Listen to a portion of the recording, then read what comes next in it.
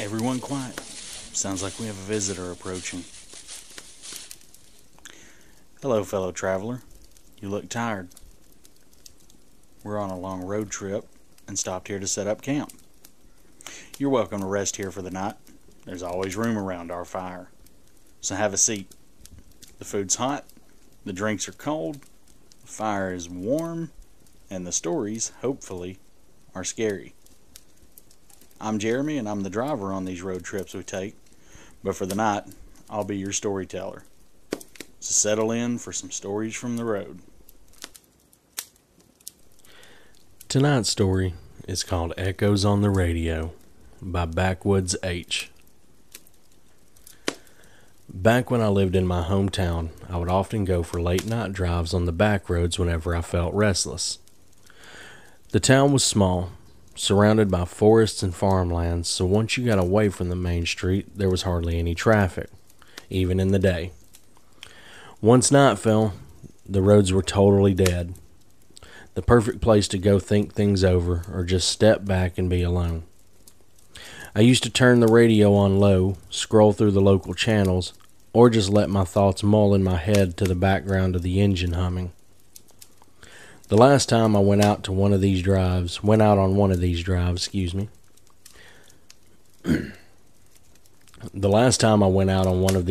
however, it ended up giving me a lot more to think about than I'd hoped for. At the time, I was dealing with some personal stuff that I'd rather not admit to people that I don't really know, but I hoped that once I got out on the road alone, I would be able to start setting things straight in my mind. I pulled out onto one of the smaller highways right around the time that the sun was setting and turned my radio on to scan through the local stations. As usual in this area, most of them came in with some interference, a trade-off when you live in the more secluded parts of the country. The static was even worse than normal, and having a car with a pretty weak antenna, that was really saying something. I turned the dial back to off and decided tonight I could just get along with the road noise for company. It was a nice night, and I had left earlier than I typically did, so I ended up straying pretty far from my customary back roads and ended up in an area that I wasn't familiar with. This didn't really concern me, as I have a pretty good sense of direction, and there was lots of gas still in the tank. I turned the radio back on in order to see if there was some better stations around these parts. Flipping through them got me some of the same stations as earlier, but even more garbled than before, as well as one or two new god-awful pop country stations that seemed to be coming stronger than ever. I kept scrolling through the white noise until I came upon a pretty clear signal that sounded like a DJ talking in between tracks. Hopeful that I had finally found a tolerable station, I waited to see what song he would play next. He talked for a bit about how he would be getting to some new tracks later in the night, but first he had some things he wanted to talk about. He launched into a full-scale deconstruction of the court system. How crap it was that someone could be accused of something with little to no evidence. He began naming off dozens of cases of wrongful convictions and explaining about how even if you were proven innocent, you aren't free and clear from legal costs or the disdain of your peers. I hadn't been listening to the station very long when the white noise started to crowd the signal, but it was still strong enough that he was mostly audible. You know, an accusation like that doesn't exist in a bubble.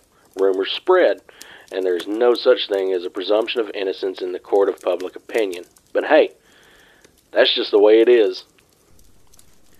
A static started to take over his voice. I remember hearing him say, "You never know who really is there for you when you need it, and sometimes it turns out that there's nobody."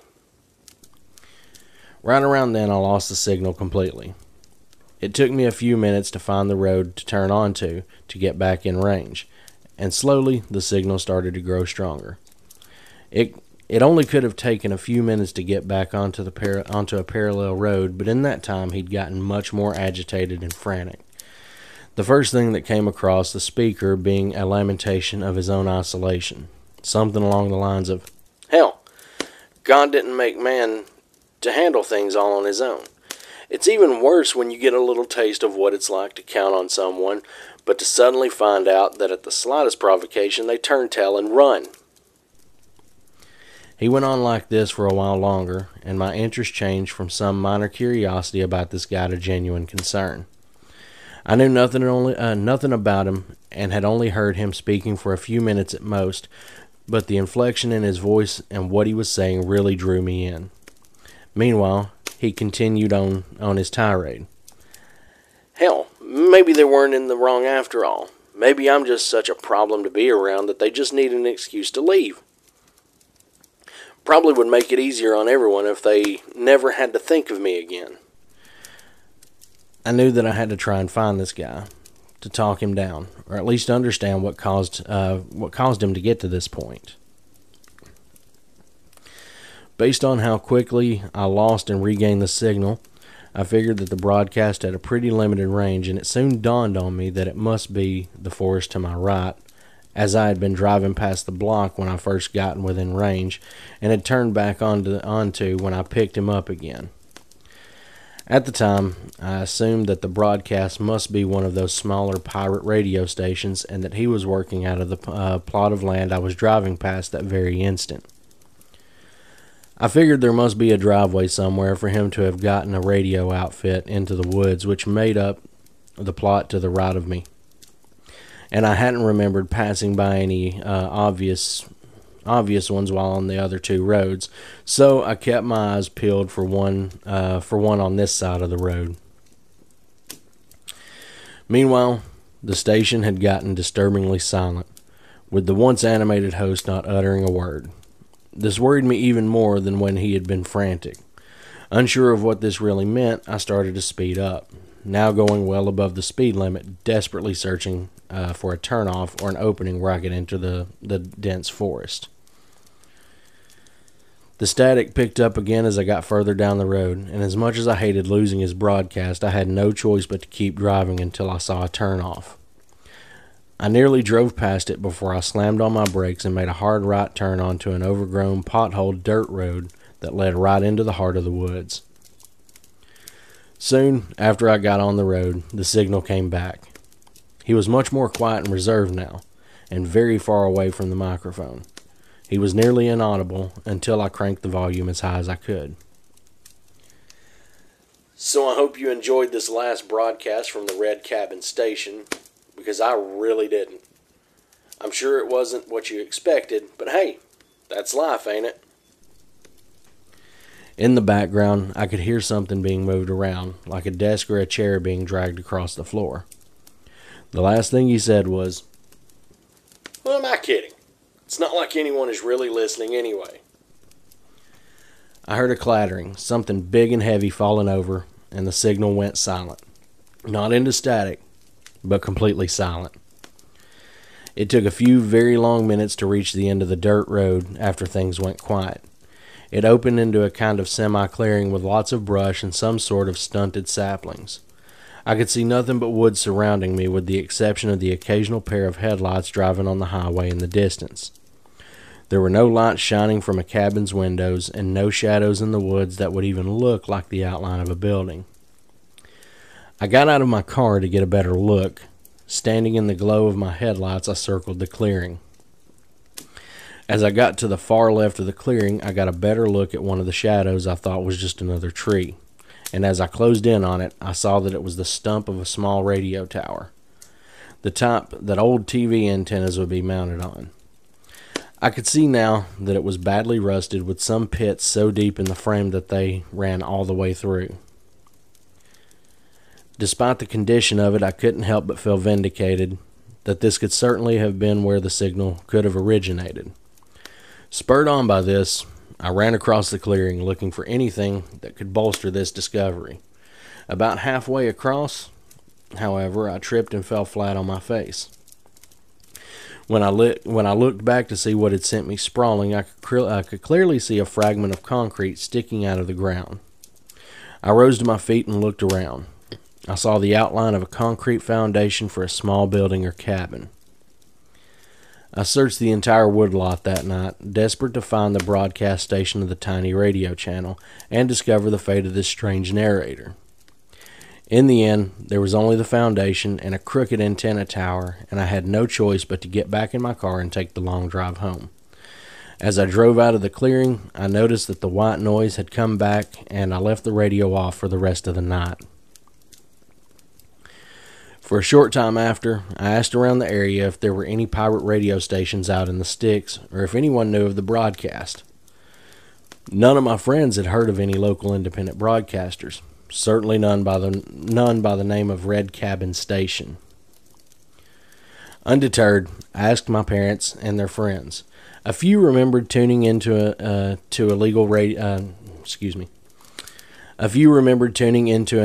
station in their youth and told me of their weird, unlicensed music that they had presented by a nearly deranged DJ and how interesting it was to them at the time. But none of them had heard of the one I encountered, and most even seemed to be utterly bemused by the idea that there would be any around in modern times. The only time I got anything remotely close to closure in my experience was talking to the elderly clerk at the county gas station. He didn't know anything about Red Cabin per se, but he expressed a great interest in my story. Once he heard the whole thing,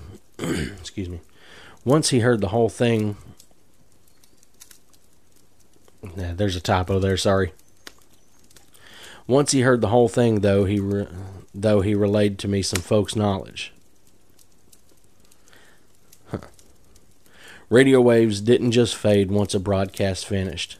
The energy from those transmissions would bounce around space. The more energy in the broadcast, the longer it would stick, just like an echo.